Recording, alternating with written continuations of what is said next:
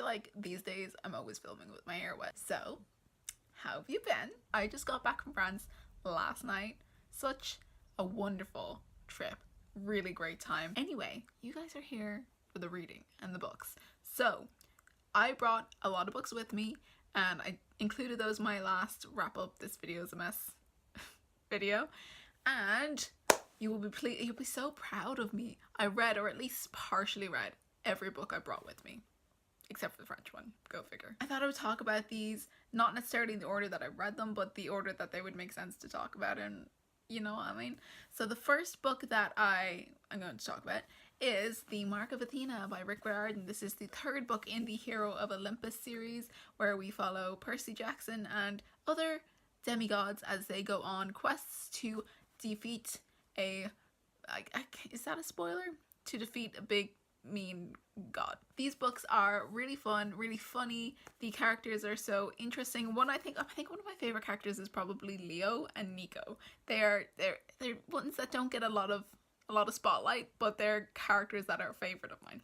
So enjoy reading from their perspective. But while I really enjoy these, I actually found them quite difficult to concentrate on, and I think that might be partially my fault for powering through the Percy Jackson series and then immediately continuing with these, because that's quite a lot of the same type of story, so I found myself getting a little distracted just because I was tiring of it.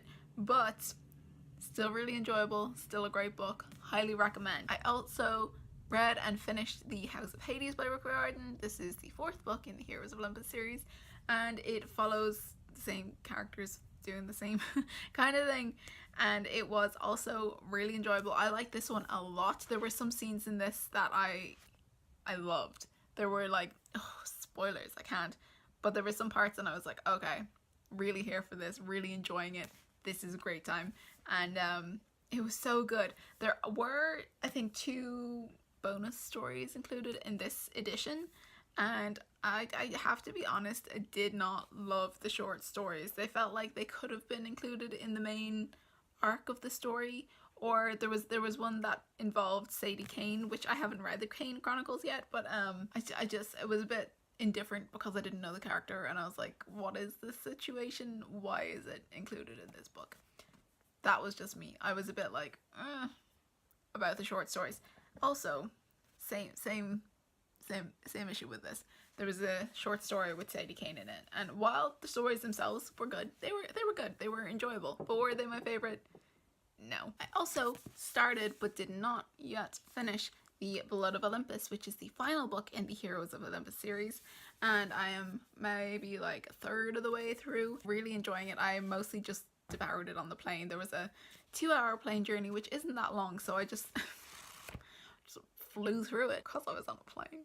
I am excited to see from different characters' perspectives. In this book we get characters that we've never read from their perspective before, and one of those is Nico, and I was thrilled to find this out.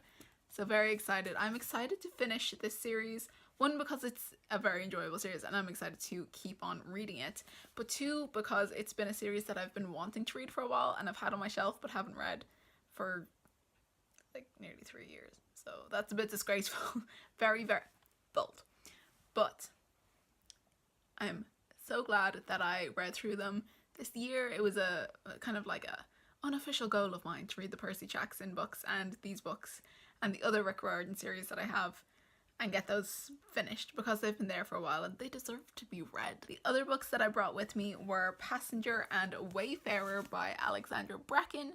These are young adult pirate time travel books that take place over the whole world during a very 1,000-year long time span, but not chronologically. We follow 2 main characters who we read from both their perspectives, and we watch them as they go to different time periods. You know, it's not a chronological story. It's an all over the place kind of story, and I enjoyed them. I want to say that I love them because I love the idea of them. I love the kind of like old family who are in control of this big power, and all the different settings, and the characters are quite good. But for some reason, I couldn't focus when I was reading these books. I don't know if it was like maybe the writing style was just that bit condensed, or maybe it was that it was just very flowery, which isn't bad, but it was just, I found myself getting distracted as I was reading a passage and I'd have to read it again, and that happened quite a few times, and at certain points I was like, did I get this information? Why don't I understand what's happening now? And I'm not sure if that was intentional. I don't think it was. It's a duology, so this is a whole series, and I really like how things wrapped up in the final book. They were very nicely ended, and they went on like a nice arc. It was a nice story, but the only issue was that I found it difficult to concentrate on. Could have 100% been my fault. That could have been just me, you know? But I've read other Alexandra Bracken books and I didn't have that problem. So to have it in these books, I was gutted, honestly. I was like, I want to love these books so much because the idea behind it, and as I was going, I was like, I feel like I should be enjoying this more than I am. And I can't explain it. So that's one thing that happened. I really enjoyed them though. Like they are great stories. I just don't know what happened. My head has been all over the place, you know.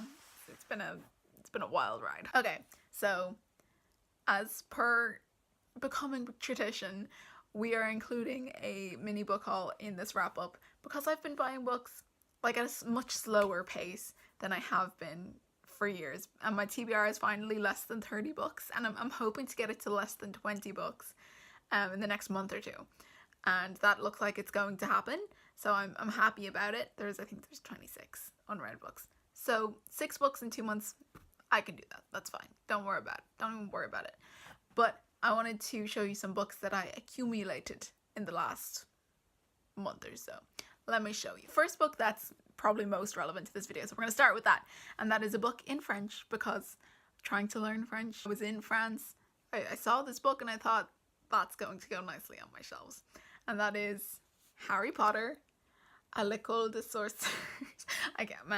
My French, I'm sorry, excuse it, but it is the first Harry Potter book and it's in French, and this would be the third language that I have it in. I have it in English, Irish and French, and I saw it and I was like, this will be ideal for practicing my French because I'm so familiar with the story. I thought it was really cool to put on Harry Potter shelves. Them ones. The next book you have probably heard of if you've been watching any videos that are booktube related recently, and that is Again But Better by Christine Riccio. Oh, I stumbled. Again But Better by Christine from Poland Banana Books. And this is a young adult book about a girl who's going to college and wants to find herself, I guess. And I'm excited to read this book. I know I've been watching Christine's videos as she's been writing it, and though contemporary is not like my go-to, it's been one I've been excited about just because she's been so excited about it, you know. And I feel like when someone loves a project they're working on that much, you can really feel that in the project itself. So I'm looking forward to reading this book, particularly while there's all the buzz going on around it. You know, it's an exciting thing to do. And I pre-ordered this, I think, the first time she announced that you could pre-order this. So this has been in my pre-order on Book Depository for a very long time. I'll probably read it this month. It's one of the ones I've been looking forward to for a while. And the last book that I got this month is a book that I've been thinking of getting for a while. I wanted to borrow it from the library first, but our library just didn't have it, and I just couldn't order it in. So I decided to just go for it and order it, and that is On Writing by Stephen King. And this is a memoir / writing instruction, writing guidance, writing tips book. It is, you know, Stephen King, big famous author. You might have heard of him. He wrote It and Carrie and Misery and so many others. And he is a very well respected writer, and his like writing advice is like very up there with everyone recommends it. So this was one I wanted to read for a long time, as I've been recently getting much more into my writing. Like I took kind of like a back seat with writing last year, and then this year I've been trying to get back into it very much so in the last month. Very excited for my progress, but I thought this would be ideal for helping with that. I'm just taking all and every advice recently. Excited. That's it. We actually don't have any books to unhaul. this month for a change, which is nice because I think my collection is finally at the point where I'm very happy with where it is. So that's it. That's everything we have for this month. Let me know if you read anything that you particularly love this month. I think I don't have one specific favorite. I'm just kind of happy with the progress that I made, particularly with coming to the end of the Heroes of Olympus series. I think that was a big step for me. Very happy about it. Thank you so much for watching. Bye.